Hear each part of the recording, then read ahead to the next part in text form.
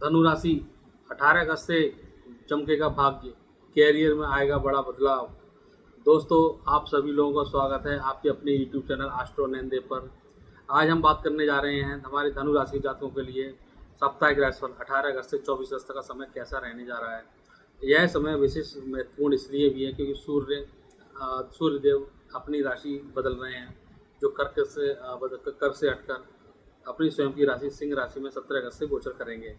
यह स्थिति आपको किस्मत में सकारात्मक बदलाव देने जा रही है। आइए जानते हैं ग्रहों की चाल और आपके जीवन पर इनका क्या असर पड़ने वाला है। दोस्तों, आगे बढ़ने से पहले आपसे विनम्र निवेदन करूंगा, कृपया चैनल को लाइक करें, सब्सक्राइब करें। सबसे पहले हम बात करते हैं सूर्यदेव आपके नवम भाव में सिंह राशि में गोचर करेंगे। चूँकि 18 अगस्त से यह सप्ताह चालू हो रहा है, मंडे 18 अगस्त को है, और सूर्यदेव अपनी राशि प्रवेश करेंगे 17 अगस्त को। तो 18 अगस्त से आपके नवम भाव में सूर्यदेव गोचर करेंगे, जो सिंह राशि होगी। बुध आपके अष्टम भाव में कर्क राशि में गोचर कर रहे हैं। गुरु आपके सप्तम भाव में मिथुन राशि में गोचर करेंगे। शुक्र आपके सप्तम भाव में मिथुन राशि में गोचर करेंगे, लेकिन यह 21 अगस्त को अपनी राशि परिवर्तित करेंगे। मंगल आपके दसम भाव में कन्या राशि में, केतु आपके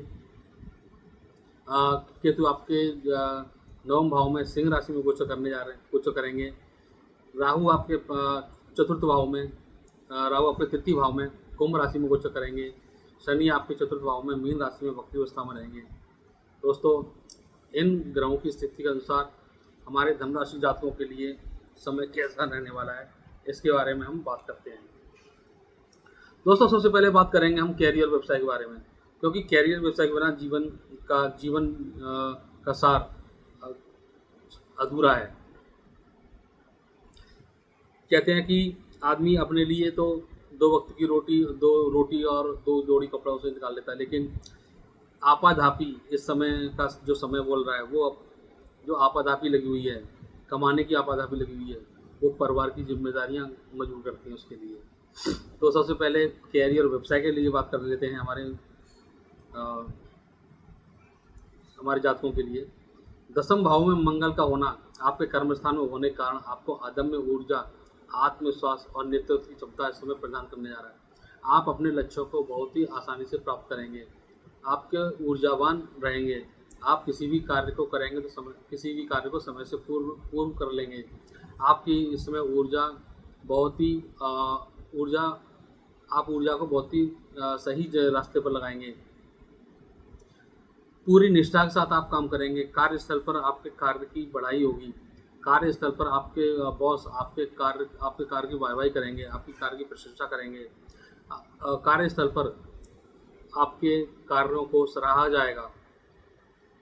इस समय आप अपने दिए गए टास्कों को समय से पूर्व कंप्लीट कर लेंगे। जो व्यवसायी वर्ग के जातक हैं, उनका व्यवसाय आगे बढ़ेगा, व्यवसाय में तरक्की होगी। अगर आपको विदेश से धन प्राप्ति होने की भी संभावना बन रही है, जो जातक अपने बिजनेस को आगे फैलाना चाह रहे हैं, अपने शहर से बाहर फैलाना चाह रहे हैं, और जो जातक विदेश में अपना बिजनेस फैलाना चाह रहे हैं, तो यह समय उनके लिए अनुकूल साबित होगा। इस समय आपका कॉन्फिडेंस ज़बरदस्त बना रहेगा।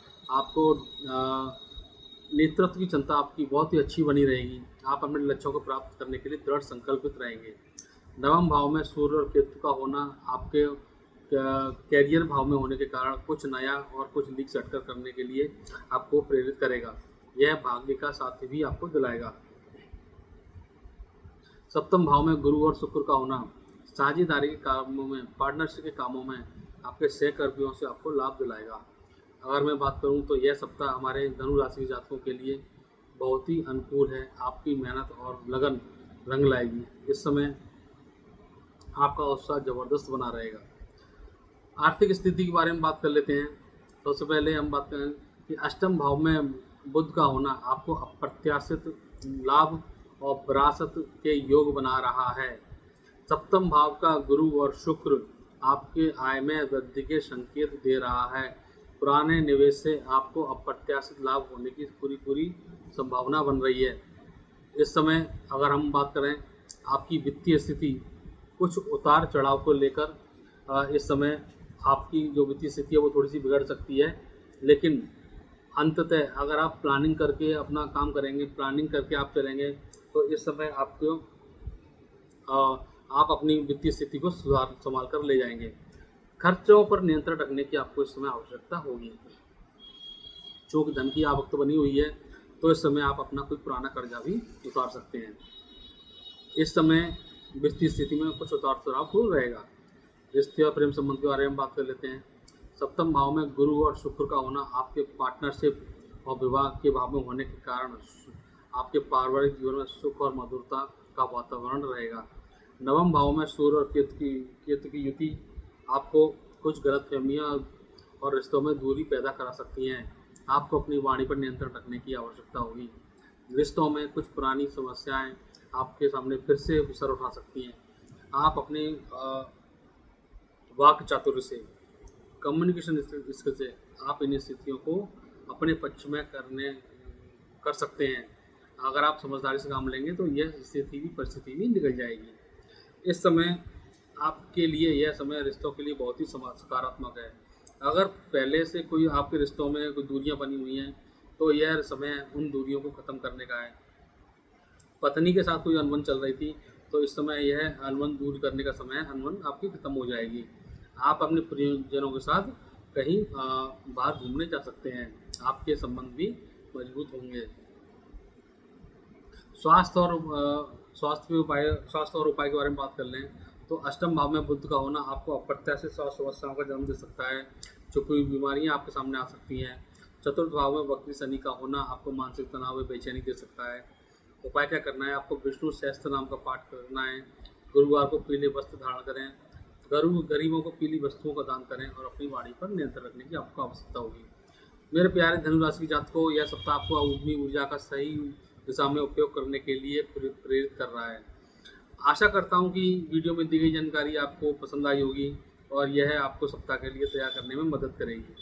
जय श्री राधे राधे, जय श्री बालाजी महाराज। धन्यवाद दोस्तों, प्लीज चैनल को लाइक करें, सब्सक्राइब करें एंड शेयर करें।